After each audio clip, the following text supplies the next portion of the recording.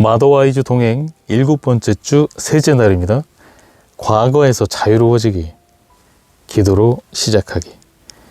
주 예수님, 저를 당신의 형상으로 창조하셨기에 주의 영광이 저를 통해 나타나기를 원합니다. 하늘과 땅의 주와 같은 분은 없습니다. 주님은 전능한 하나님이시고 영존하는 아버지이시며 평화의 왕이십니다. 주를 경배합니다. 주변 사람들에게 주님의 사랑과 은혜를 비추며 남은 나날을 보내고 싶습니다. 주님을 섬기며 하나님 나라의 뜻을 이루도록 제 인생을 드립니다. 잘 마무리할 힘을 주세요. 예수님의 이름으로 기도합니다. 아멘. 인생의 겨울에 엘리자베스가 쉬지 않고 드리는 한 가지 기도가 있다. 바로 건강하게 인생을 마무리하고 눈을 감을 때 잘하였도다 착하고 충성된 종아라는 예수님의 칭찬을 듣는 것이다. 엘리자베스는 하나님의 나라를 위해 열매를 맺고 생산적인 일을 하는데 여생이 사용되기를 간절히 원했다. 루푸스가 악화되면서 다른 누군가를 위해 몸으로 할 수 있는 일은 이제 거의 없었다. 그러나 그녀의 영은 강건했고 그 어느 때보다도 그녀는 효과적인 기도 생활을 하고 있었다. 하나님의 말씀으로 약속하신 것은 분명히 이루신다는 사실을 믿고 성경 말씀을 의지해 간절히 기도했다.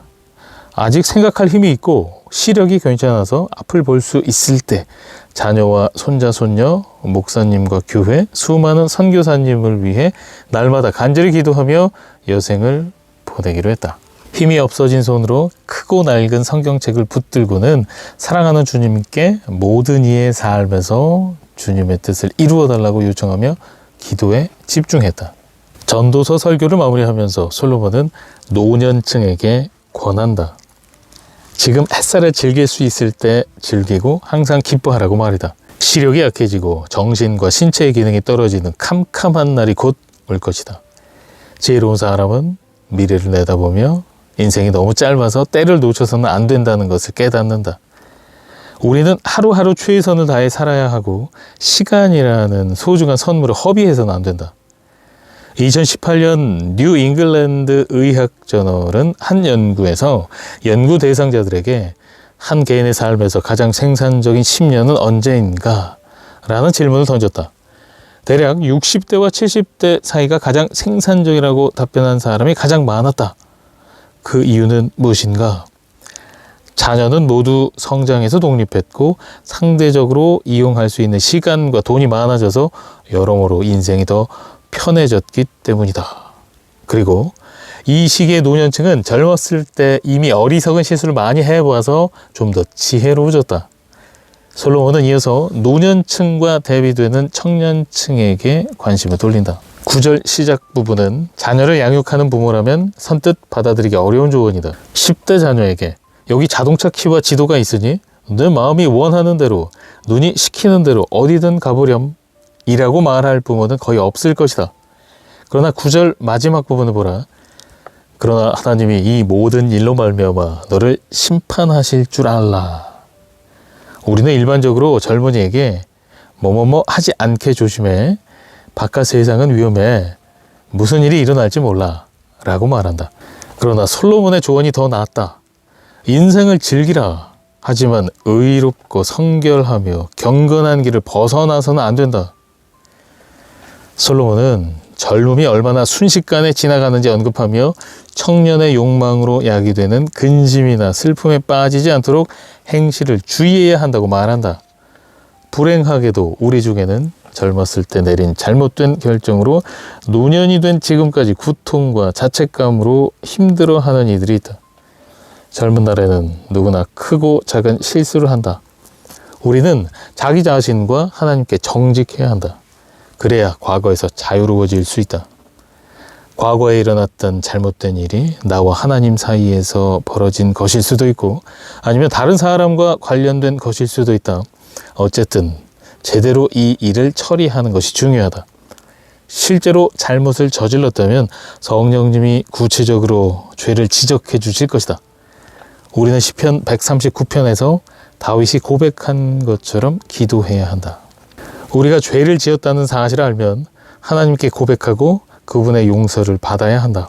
죄를 고백하지 않았다고 항상 관계가 깨지는 것은 아니지만 교제가 끊어지고 우리 몸과 마음이 고통에 빠질 수 있다. 시편 32편 3, 4절에서 다윗이 설명하는 내용을 보면 이런 경험이 그에게도 있었음을 알 수 있다. 내가 입을 열지 아니할 때에 종일 신음함으로 내 뼈가 쇠하였도다. 주의 손이 주야로 나를 누르시오니 내 진액이 빠져서 여름 가뭄에 마름같이 되었나이다. 그러나 같은 시편의 1, 2절에서 다윗은 죄를 고백할 때 받는 축복을 이야기한다. 허물의 사함을 받고 자신의 죄가 가려진 자는 복이 있도다. 마음에 간사함이 없고 여호와께 정죄를 당하지 아니하는 자는 복이 있도다. 이처럼 죄를 고백하면 치유의 은혜를 누리고 정결해질 수 있다. 요한일서 1장 9절에 이런 말씀이 나온다. 만일 우리가 우리 죄를 자백하면 그는 미쁘시고 의로우사 우리 죄를 사하시며 우리를 모든 불의에서 깨끗하게 하실 것이오. 언제 하나님의 용서하심을 경험했고 그때 어떤 삶의 변화가 있었는가? 때로 과거의 일로 느끼는 죄책감 중에 거짓 죄책감이 있을 수 있다. 어두운 구름이 들이우는 것이 감추되고 온갖 일에 죄책감을 느낄 때 이것은 그리스도 안에서 우리의 참 정체성을 공격하려는 적의 계략일 수 있다. 사탄은 하나님의 자녀인 우리를 좌절과 절망으로 몰아넣고 실제로 죄책감을 느끼지 않아도 되는 상황에서 죄책감에 시달리게 한다. 이런 일은 청년일 때는 물론이고 노년이 돼서도 경험할 수 있다. 그러나 우리가 예수님께 속했고 하나님이 우리의 하늘 아버지시며 그분의 아들을 구세주로 영접했다면 심판과 정죄를 받지 않는다. 예수님은 우리 죄를 위해 형벌을 받으셨고 모든 죗값을 대신 치르셨다. 정죄를 받고 심판을 받은 자는 사탄이다. 요한복음 12장 47절에 이런 말씀이 나온다. 사람이 내 말을 듣고 지키지 아니할지라도 내가 그를 심판하지 아니하노라. 내가 온 것은 세상을 심판하려 함이 아니요 세상을 구원하려 함이로라. 그리고 바울은 로마서 8장 1절에서 이렇게 말한다. 그러므로 이제 그리스도 예수 안에 있는 자에게는 결코 정죄함이 없나니 거짓 죄책감과 정죄감 때문에 괴로워하는 부분이 있는지 마음을 잘 살피라. 그리스도의 사랑과 은혜를 온전히 받아들이라.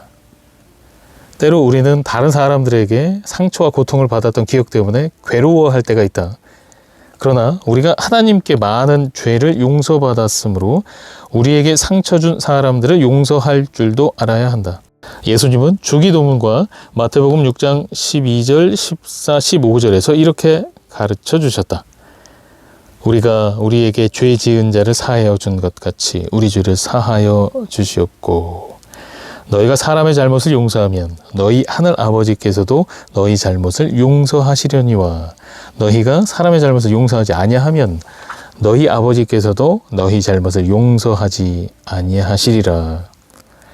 잠시 시간을 내어 과거의 상처를 생각해보고 스스로 질문해보라. 나는 그들이 나에게 저지른 잘못을 완전히 용서했는가? 과거의 일을 제대로 다루지 않고 상처 주었던 사람들을 용서한다면 사탄은 과거의 일을 우리를 공격하는 빌미로 사용할 수 있다. 은밀하게 숨겨둔 원망하는 마음이 골마서 우리를 망가뜨릴 수 있다. 다른 사람들을 자유롭게 해줄 때 우리도 자유로워질 수 있다. 예수님은 그들과 우리 모두를 위해 죄값을 치르셨다. 그리스도의 용서와 은혜를 받아들이고 다른 사람들에게도 그대로 베풀어 보라. 나의 죄를 고백하고 상처 준 사람들을 용서하라. 그리스도 안에서 새로운 정체성으로 살아가라.